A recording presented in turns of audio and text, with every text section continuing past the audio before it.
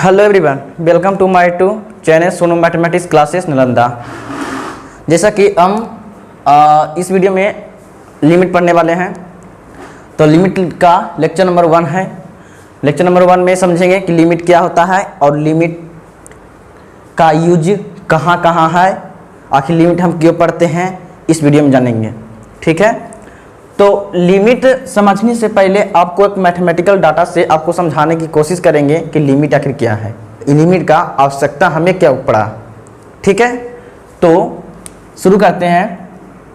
यदि आपको दे दिया जाए कि 5/5, तो इसको आप हल करके कितना लाएंगे, 1 लाएंगे। सही है कि अगर सेम संख्या से सेम संख्या में डिवाइड किया जाए तो 1 आता है। उसी तरह अगर 4 में 4 से डिवाइड करेंगे तो क्या हो जाएगा, 1 आएगा। बात सही है। अगर आपको किसी संख्या में अगर 0 से डिवाइड किया जाए तो क्या होता है, इन्फिनाइट हमको रिजल्ट मिलता है ना। या किसी संख्या में फिर से अगर 0 से डिवाइड करेंगे, चाहे वो संख्या कोई भी हो, तो इसका भी रिजल्ट क्या होगा, इन्फिनाइट मिलेगा। उसी प्रकार अगर कोई संख्या से किसी 0 में डिवाइड किया जाए तो क्या हमें रिजल्ट मिलता है, 0 मिलता है, यानी 0 मिलता है। कोई भी संख्या हो, अगर 0 में अगर डिवाइड कर रहे हैं तो क्या मिलेगा, 0 मिलेगा। ठीक है, अगर आपसे वो क्वेश्चन पूछा जाए कि अगर 0 में 0 से डिवाइड किया जाए तो क्या रिजल्ट मिलेगा, तो आप बोल सकते हैं कि जब देखें यहाँ पर कि सेम था तक कट के 1 आया, तब ये भी बोल सकते हैं। बात तो सही है, लेकिन ये भी तो बोल सकते हैं जब नीचे से 0 से कोई भी ऊपर संख्या रहे, चाहे 0 रहे, 4 रहे, चाहे 2 रहे, अगर 0 से डिवाइड कर रहे हैं तो क्या रिजल्ट मिल रहा है हमें, इन्फिनाइट। तो यहाँ पर नीचे तो 0 है। ठीक है, तो इसको हम क्या लिखेंगे, इन्फिनाइट भी आ सकता है। ठीक है, भी तो हो सकता है।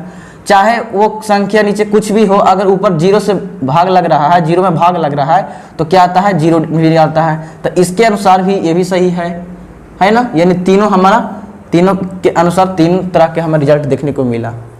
तो आखिर हमारा सवाल उठता है कि इसमें तीनों में से ये रिजल्ट कौन सा मेरा सही होगा। तो यहाँ पर जो तीनों रिजल्ट आया, तो ये तीनों हमारा क्या है, गलत है। ये क्या है, तीनों हमारा गलत है। तो आखिर इसका सही जवाब क्या होगा, तो सही जवाब ये होगा कि इसका सही जवाब यही होगा कि ये क्या है, मीनिंग लेस फॉर्म है। ये किस फॉर्म का है, तो मीनिंग लेस फॉर्म है। फॉर्म इसका मतलब कोई वैल्यू ही नहीं निकल सकता है। ये क्या है, मीनिंगलेस फॉर्म है। इसको हिंदी में बोल सकते अर्थहीन वैल्यू है, अर्थहीन रूप है। तो इसका मीनिंग नहीं निकल सकता है, यानी तीनों रिजल्ट गलती है। तो इसी मीनिंगलेस फॉर्म को हम लिमिट में पढ़ते हैं। इसी मीनिंगलेस फॉर्म को हम कहाँ पढ़ते हैं, लिमिट में पढ़ते हैं। लिमिट की आवश्यकता इन्हीं मीनिंगलेस फॉर्म को ही रिजल्ट निकालने के लिए, आंसर निकालने के लिए ही लिमिट का हमें आवश्यकता पड़ा। तो आपको समझ में आ रहा होगा धीरे धीरे कि लिमिट हम क्यों पढ़ने जा रहे हैं। तो लिमिट पढ़ने के तात्पर्य बस यही है कि ये सब तो आपको आसानी से निकाल दिए थे। ठीक है, बेसिक था। लेकिन जब ये दिया तो आपको ये तीनों रिजल्ट निकाले, तो आपसे क्या हो गया, गलत हो गया। तो वास्तव में क्या था, मीनिंगलेस फॉर्म था। तो इन्हीं मीनिंगलेस फॉर्म को आंसर लाने के लिए हमको लिमिट की आवश्यकता पड़ा। तो अब इस वीडियो में हम लिमिट पढ़ेंगे। तो ठीक है, यहाँ से तो आपको समझाने की कोशिश की कि लिमिट आके क्यों पढ़ रहे हैं। तो मीनिंगलेस फॉर्म यही नहीं हुआ कि मीनिंगलेस फॉर्म को ही बनाने के लिए ही लिमिट का आवश्यकता पड़ा। तो कहने का मतलब यही हुआ कि मीनिंगलेस फॉर्म को अगर हम मीनिंगफुल फॉर्म में ला दें, कन्वर्ट कर दें, तो वही हमारा क्या कहलाता है, लिमिट कहलाता है। लिमिट का स्टेटमेंट यही है कि किसी मीनिंगलेस फॉर्म वैल्यू को अगर मीनिंगफुल फॉर्म में कन्वर्ट कर देंगे तो उसको क्या बोलेंगे, लिमिट बोलेंगे। तो यहाँ पर हम जानेंगे लिमिट की डिफिनेशन, आखिर कि लिमिट की डिफिनेशन क्या होता है। कोई अगर पूछ दे कि लिमिट के मतलब क्या है, तो लिमिट उसको बोलेंगे, ये तो एक तरह से ब्रांच ही हुआ किसका, तो मैथ का, क्योंकि मैथमेटिक्स हम पढ़ रहे हैं, तो मैथमेटिक्स का ब्रांच है। तो बोलेंगे कि the branch of mathematics, the branch of mathematics. Mathematics का क्या है, ब्रांच है। इसमें क्या पढ़ते हैं, जिसमें इन विच क्या करते हैं कि meaningless form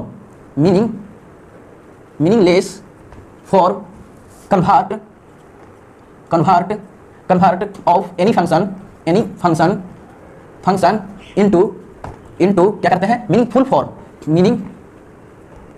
meaningful form is known age limit.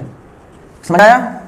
ये कहना ये चाह रहा है, समझने की कोशिश करिएगा फ्रेंड्स, कि कह रहा है द ब्रांच ऑफ मैथमेटिक्स का वैसा शाखा इन विच जिसमें मीनिंगलेस फॉर्म को, अभी हमने जाना कि मीनिंगलेस फॉर्म क्या होता है, अभी थोड़ी देर पहले हम देखें, तो मीनिंगलेस फॉर्म को क्या करना है, कन्वर्ट करना है ऑफ एनी फंक्शन, मतलब किसी फंक्शन का जो मीनिंगलेस फॉर्म है उसको कन्वर्ट कर देंगे किसमें, इनटू इसमें, किसमें, तो मीनिंगफुल फॉर्म। मीनिंगफुल फॉर्म जब कन्वर्ट कर देंगे ना तो उसी को क्या कहेंगे, लिमिट कहेंगे, जिसे कहा जाता है इज नोन एज लिमिट। समझ गए? ये डिफिनेशन हुआ।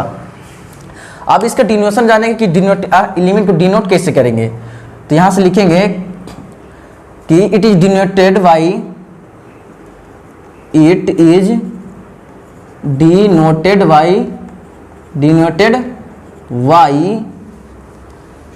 इसे दो तरह से हम डिनोट कर सकते हैं। पहला है कि आप ऐसे भी लिख सकते हैं कि limit x tends to a, कोई फंक्शन लेते हैं एफ एक्स, या आप इसको ऐसे भी कर सकते हैं limit x tends to a of f x. ठीक है, इसको बोलेंगे कैसे, देखो ऐसे बोलना है limit x tends to a, जो एरो का निशान दिया है ना इसको कैसे बोलेंगे, रिटर्न एज क्या करेंगे, तो इसको ऐसे बोला जाता है कि इसको बोलते हैं टेंस टू, क्या बोलते हैं, टेंस टू। तो क्या टेंस टू, तो x, इसको क्या बोलेंगे, टेंस टू क्या है, a है। तो इसका मतलब क्या होता है, टेंस टू के मतलब, ये एरो का मतलब क्या होता है, तो एरो का मतलब यही होता है, ये कहना चाह रहा है कि जो x का वैल्यू है किसके ओर है, a के ओर है। तो a के ओर एकदम कंप्लीटली नहीं है, क्या है बोला कि लगभग ए से या तो छोटा हो सकता है या तो थोड़ा सा बड़ा हो सकता है। अप्रॉक्स में बता रहा है कि लगभग एक का जो वैल्यू होगा ए के ए से या तो छोटा हो सकता है या तो ए से बड़ा हो सकता है। यही इसका तात्पर्य ही x टेंस टू का मतलब होगा। ठीक है, इसको पढ़ते हैं कैसे, टेंस टू, इसका अर्थ क्या हुआ कि एक का जो वैल्यू होगा हमारा ए से थोड़ा सा बड़ा होगा या तो उससे थोड़ा सा छोटा होगा, बस थोड़ा सा दब। ठीक है, इसके बारे में जो बताए थे पहले, तो एक मैथमेटिशियन थे जिसका नाम था हार्डी, उसका नाम क्या था, हार्डी। समझ गए? ये मैथमेटिशियन थे जो इसके बारे में बताए थे। आगे देखते हैं, ये तो हमने पढ़े कि the branch of mathematics in which meaningless form convert to any function into meaningful form is known as mathematics. तो यानी दो बात हमको यहाँ पर बोला जा रहा है, कह रहा है मीनिंगलेस फॉर्म को अगर कन्वर्ट कर देंगे मीनिंगफुल फॉर्म में तो हमारा क्या कहलाएगा, वो लिमिट कहलाएगा। तो वो पकड़ना तो हमें पड़ेगा ना कि मीनिंगलेस फॉर्म है क्या। तो मीनिंगलेस फॉर्म आपको पहले पकड़ना होगा, पहले पहचानना होगा, आइडेंटिफाई करना होगा, तभी आप लिमिट का प्रयोग कर सकते हैं। ठीक है, लिमिट का यूज कर सकते हैं। तो हम पहले ये जान लेते हैं कि मीनिंगलेस फॉर्म वो कौन कौन है, किसके रूप में मीनिंगलेस फॉर्म हमको मिलेगा। यहाँ पे लिखा देते हैं, यहाँ पे लिखते हैं देयर आर 7 मीनिंगलेस फॉर्म। कितने हैं ये, तो 7 गो मीनिंगलेस फॉर्म हमें दिखने को मिलेगा। वो कौन कौन है यहाँ पे नोट कर देते हैं, इसको आप अच्छे से रिवीजन कर लीजिएगा, ताकि यही मीनिंगलेस फॉर्म जब आपको पता चल जाएगा तो जब क्वेश्चन दिया जाएगा तो क्वेश्चन में पता करना होगा, आपको बताएंगे किस तरह पकड़ेंगे कि कौन मीनिंगलेस फॉर्म है। जब वो अब ये याद रखिएगा तो वहाँ पर अगर अप्लाई हो रहा है समझ जाएंगे मीनिंगलेस फॉर्म है, तब आप लिमिट यूज करेंगे। ठीक है, तो पहला हमारा है मीनिंगलेस फॉर्म, आपको पहले बता चुके हैं, ये 0/0, ये क्या है, मीनिंगलेस फॉर्म है। तो इसको क्या बोल सकते हैं, इसको ऐसे लिख सकते हैं कि नोमिनेटर और डिनोमिनेटर, इसका नोमिनेटर क्या होना चाहिए, 0 होना चाहिए, एंड डिनोमिनेटर भी क्या होना चाहिए, 0 होना चाहिए। तब क्या बोलेंगे, इसको मीनिंगलेस फॉर्म बोलेंगे, क्योंकि मीनिंगलेस फॉर्मूला हम टोटल लिखा रहे हैं, याद रखना। तो कैसे कब होगा, जब नोमिनेटर 0 होगा और डिनोमिनेटर भी 0 होगा। दूसरा इन्फिनाइट बटा इन्फिनाइट, इसमें भी क्या होना चाहिए, नोमिनेटर एक इन्फिनाइट होना चाहिए एंड डिनोमिनेटर भी इन्फिनाइट होना चाहिए। तीसरा 0 इंटू इन्फिनाइट, इसका लेफ्ट साइड में जो लेफ्ट साइड क्या होना चाहिए, 0 होना चाहिए एंड राइट साइड भी क्या होना चाहिए, इन्फिनाइट होना चाहिए। तब हम उसको क्या बोलेंगे, मल्टीपल में भी दोनों हो, मल्टीपल में तो उसको मीनिंगलेस फॉर्म बोलेंगे। चौथा है अगर 0 की पावर 0 रहे तो इसको क्या बोलेंगे, तो इसको हम बोलेंगे कि बेस 20 लिखते हैं शॉर्ट में, बेस क्या होना चाहिए, इसका 0 होना चाहिए एंड और पावर, पी से पावर लिखते हैं तो पावर क्या होना चाहिए, 0 होना चाहिए। समझ में आ रहा होगा। पाँचवा यहाँ से लिखा देते हैं, पाँचवा अगर 1 है और उसके पावर इन्फिनाइट है तभी क्या होगा, हमारा मीनिंगलेस फॉर्म होगा। तो 1 के बेस में क्या होना चाहिए, बेस हमारा 1 होना चाहिए एंड और पावर हमारा क्या होना चाहिए, पावर होना चाहिए इन्फिनाइट। 5 नंबर हो गया। 6 नंबर देखते हैं। तो 6 नंबर में क्या होना चाहिए कि इन्फिनाइट की पावर क्या होना चाहिए, 0 होना चाहिए। कहने का मतलब बेस हमारा क्या होना चाहिए, इन्फिनाइट एंड और पावर क्या होना चाहिए 0, तब क्या कहलाएगा, ये मीनिंगलेस फॉर्म कहलाएगा। ठीक है। 7 नंबर देखते हैं। इन्फिनाइट माइनस इन्फिनाइट, यानी इन्फिनाइट यानी क्या लिखेंगे इसको, लेफ्ट साइड क्या होना चाहिए इन्फिनाइट और एंड राइट साइड क्या होना चाहिए, इन्फिनाइट ही होना चाहिए। दोनों सब्ट्रैक्ट होगा तो ये हमारा क्या होगा, मीनिंगलेस फॉर्म मिलेगा। तो ये 7 हमारा मीनिंगलेस फॉर्म है, इसको आप रिवीजन कर लीजिएगा। यही आपको लिमिट बनाने में बहुत बहुत इसका यूज होगा। ठीक है, उतारिए। चलिए अब आगे देखते हैं। अब इसके बाद जानेंगे लिमिट का प्रॉपर्टीज। लिमिट का प्रॉपर्टीज क्या होता है उसके बारे में समझेंगे। क्या कि लिमिट हर एक का प्रॉपर्टीज अपना होता है, तो इन्हीं प्रॉपर्टीज का भी आवश्यकता आपको पड़ेगा। इन्हीं प्रॉपर्टीज का अप्लाई करते हुए आप क्वेश्चन सॉल्व कर सकते हैं। आपको क्वेश्चन सॉल्व करने के लिए अगर आसानी हो तो उसके लिए आपको प्रॉपर्टीज याद होना जरूरी है। तो यहाँ पढ़ रहे हैं किसका प्रॉपर्टी, तो लिमिट का, किसका प्रॉपर्टीज ऑफ लिमिट। तो प्रॉपर्टीज ऑफ लिमिट पढ़ते हैं। लेट हम मान लेते हैं limit x tends to a, इसको लिखने के लिए आप सिखा दिए आपको, कैसे लिखेंगे, f(x) इक्वल टू मान लेते हैं क्या, k, and limit x tends to a of gx equal to m, ये मानते हैं। ठीक है।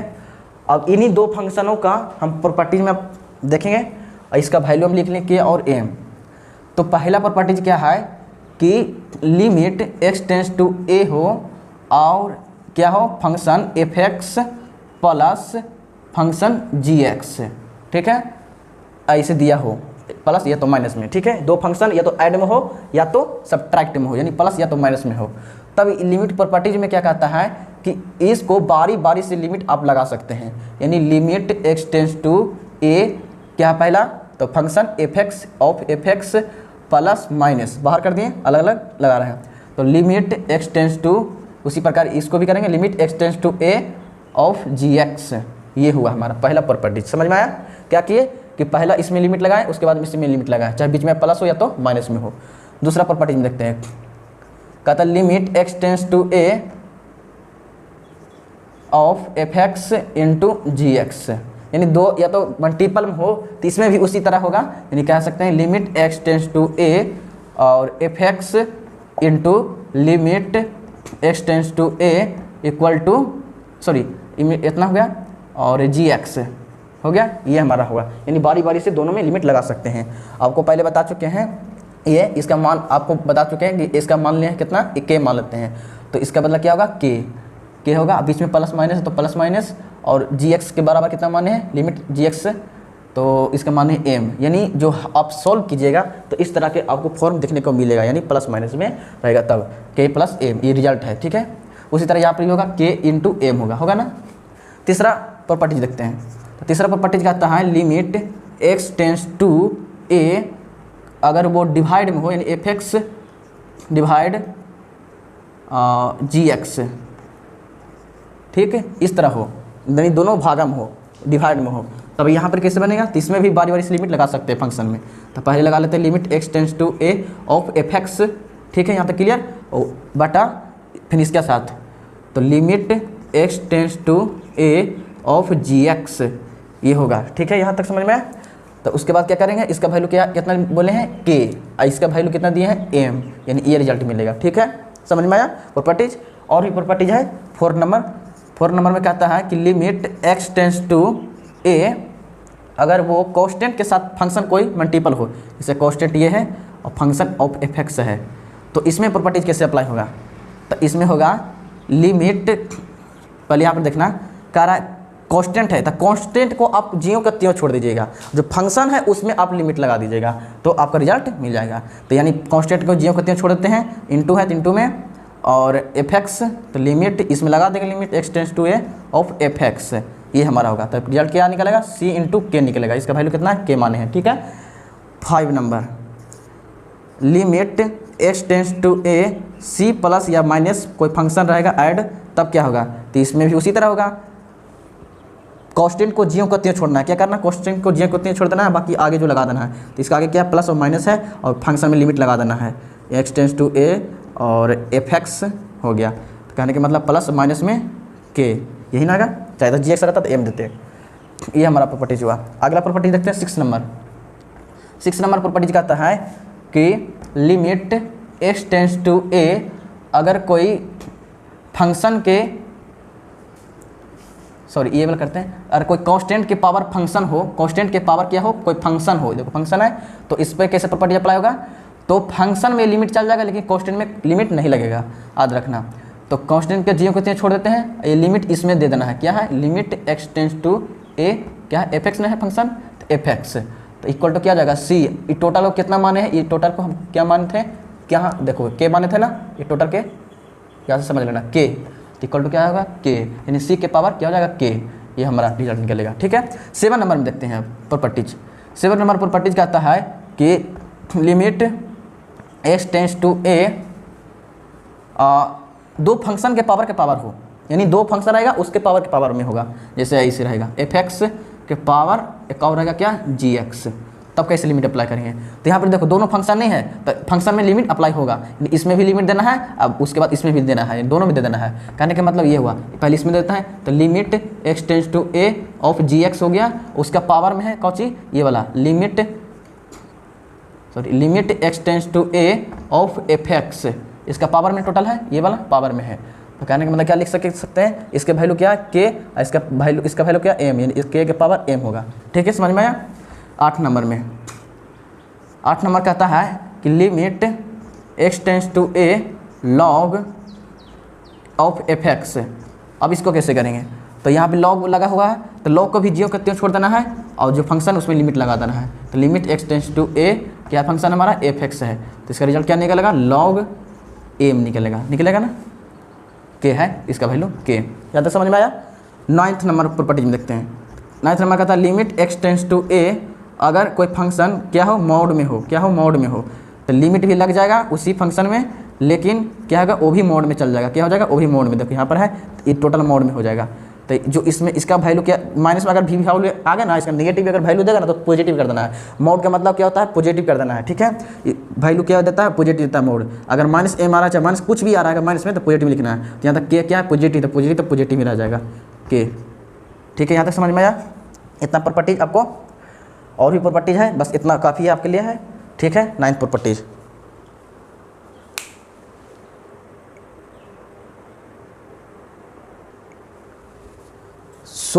आज के इस वीडियो को इतना ही तक रहने देते हैं। इसके बाद हम अगले लेक्चर लाएंगे 2 में, तो उसमें हम पढ़ेंगे ये सब चारों के बारे में कि अलजेब्रिक लिमिट क्या होता है, इस पर बेस क्वेश्चन सॉल्व करेंगे और इस पर कंसेप्ट देंगे और थ्योरी देंगे। उसके बाद क्वेश्चन सॉल्व करेंगे अलजेब्रिक लिमिट में अगले क्लास में।